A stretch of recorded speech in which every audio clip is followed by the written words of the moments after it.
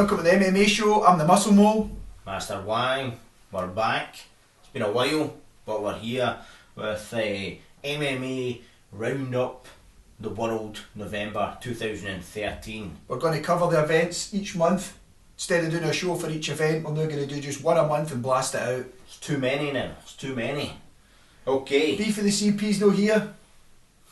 He's trick-or-treating tonight, but we'll have him back soon enough. Straight into the fight night for the troops, Master Wang. How do you see it all playing out? Tim Kennedy, soldier, whatever you want to call him, military man, so they've shooed him in for this. He's fighting Rafael Natal. How do you see it playing out? Well, UFC Fight Night, 6th of November. It's a classic fight. You've got sort of strong grappler, kind of boring guy versus a guy who's jumped in at short notice after Tim Kennedy tweeted half of the world to say, "Fight me please, I've got a headlining gig," and your man has pulled out on me, so I'm going to tweet. Everybody's tweets were quite funny. I reckon Tim Kennedy's going to win. Simple as that. It's going to be a bore fest. It's going to be a decision. That's exactly what I was going to say. He's going to win a boring decision. I think that's what you get with Tim Kennedy, is a lot of decisions, and I think that other boy as well. That's pretty much how it plays out for him. So I think it'll be a dominant fashion. Kennedy decision. Kennedy decision. What's the next fight in that card we're going to look at? We're going to look at Colton Smith versus the boy that was on Tough, Michael Chizier. That's his name. How do you pronounce it? That sounds good. Good enough for me. Wacky hair and beard. We love beards. Colton Smith, another military man. Never liked him. He was in Tough. The old duck under the hand touch. I'll hate him forever for that. I think he's going to lose. Strong wrestling base. Michael has a much better ground game. He finishes a lot of guys with subs. I think Colton Smith's in for a very hard night. I don't think Colton Smith's going to win. I think he's... Anyway. That's what it is. That's November. Let's get that. That's November 6th. Stay tuned. Saturday. It's November. It's the 9th. It's Fight Night. UFC Fight Night. Vitor Belfort versus Dan Hendo Henderson. Master Wang, tell me what's going to happen. It's in Brazil. Brazilians love Vitor Belfort. People have questions whether he's on the TRT. We know for a fact Hendo's on it. Both of them are on it. Both of them are training as if they're 22. Both of them have been elite in the sport. Future Hall of Famers. None of that sort of usual stuff. Hendo's big right hand versus Vitor's newfound love of spinning kicks, and his last couple of fights he's really put it in the bag with kicks. They're both used to fighting bigger guys as well. They've both got a lot of bottle. They'll fight bigger guys. I think Dan Henderson's going to have a lot of problem with Vitor's speed though. He really does. He is a plodder, and I think that this could be the first guy to actually knock Dan Henderson out, whether it's a kick or a big left hand. I think it's a spot on analysis. It's the speed and power versus the sort of sturdiness of Hendo. I like the Hendo, I like the chin, and because of that, I'm going Hendo. Who are you going for? Oh, it's got to be Vitor Belfort. Oh man, next one, Rafael Cavalcante versus Iga Projajic. So this is like the battle of the losers, isn't it really? I think this is saying quite a lot about the UFC cards now, where that's like the co-main event. I think it's the third fight on it, but it's 2 losing versus 3 losing. Both of them strong, both of them great wrestlers, both of them good. I think it's going to be a slugfest. The two of them are going to stand there and trade blows. Cavalcante's got some good knockout, and I think most of his actual wins are from knockout. He's been knocked out as well. I think Thiago Silva knocked him out in his last fight. So somebody's getting knocked out here, I just don't know who. I'm going to go for Cavalcante via knockout. He's going to win via knockout.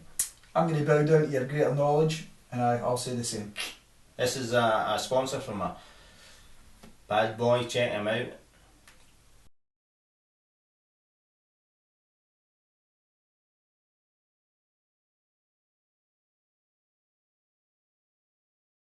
UFC 167 GSP versus Johnny Hendricks. Master Wang, tell me what's going to happen. November 16, Las Vegas is going to go down. We have one of the greatest of all times versus one of the greatest people who wasn't the greatest of all times. He's got a beard. GSP no lost since 2007. Big rigs in a 6-fight win streak. Somebody's coming out in the end of a loss. Who's it going to be? I just love the UFC hype at the minute. You know, every prime time and that's just as going, oh, it's like, yeah, who is this guy? Oh, this is a guy that's going to dethrone GSP. He's not the guy who's going to dethrone nobody. GSP, wrestling, athleticism, cardio. He's brought in the Muay Thai guys. You know, he's fantastic. Big rig. One thing is he's competent in more than one area. A lot of the guys that GSP's been fighting recently are specialists in one area, and that's plays right into GSP's market. What he does is he basically just goes after your weakness and punishes you. This is going to be slightly different because Big Rig is happy to stand with him because he wants to land that one big punch. But he's also a pretty competent wrestler as well, so it'll not be easy to put him in the mat. And Big Rig has that ability to step into the place that a lot of people don't want to go to land his big, really hard hit. When you have a beard with something like this, it strengthens a man's jaw. But the problem with Big Rig, I think, could be GSP's fought for the gold. He's done the 25 minutes. He's lived that. Again, that's his place. And a lot of fighters who have that fearless style of trying to get the knockout tend to be very tentative when it comes to the strap. They also the fact that GSP's fought, people criticise him for having so many decisions while he's defending his belt. He goes 25 minutes all the time. He knows exactly. He's not a sprinter, he's a long distance runner. That's why he's the champ. Who are you going for? Has to be GSP for me. GSP. And the next fight on that's fantastic card. Evans versus Sonnen. It is a battle of the commentators. It's two good wrestlers. Two very good wrestlers. One with speed, one with tenacity. I see Sonnen as more a, he'll keep coming after you till he gets that takedown, whereas Rashad Evans is more like a power double, speed and power, blow right through you. Rashad uses his hands a lot more, or he has that wrestling background. Head movement that I hate. He's moving for no reason. He's always got almost a pugilistic kind of boxing style. Could be interesting. I think Rashad's too fast. I think Rashad will be. Depends what Rashad comes to fight. He hasn't been showing up in his last few fights. As we spoke about before, Little Nog, that fight was terrible. He didn't seem to want to change or try anything against John Jones either. So it'll be a tough fight for him because as much as Sonnen does a bit of talking, he walks the walk as well. I mean, he finished Shogun. That's respect right there. So I'm going to go for Evans. I hate to agree with Master Wang, but I'm going to go with Evans as well. McDonald versus Lawler. Now, we've got a man who used to fight out of your favourite fight camp and then he changed, started winning. I think it made a big difference. He changed that as an American top team he's with now. I think obviously he's getting a better level of training there where he's not the number one guy training everybody else.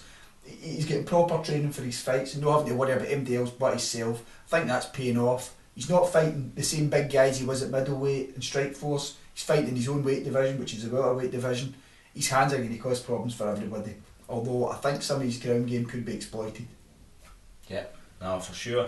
And but Rory McDonald, well-rounded, strong, huge, fast, powerful. He's basically like a clone of GSP. Except with a side shed. So, and a bad sense of dress and hipsterism.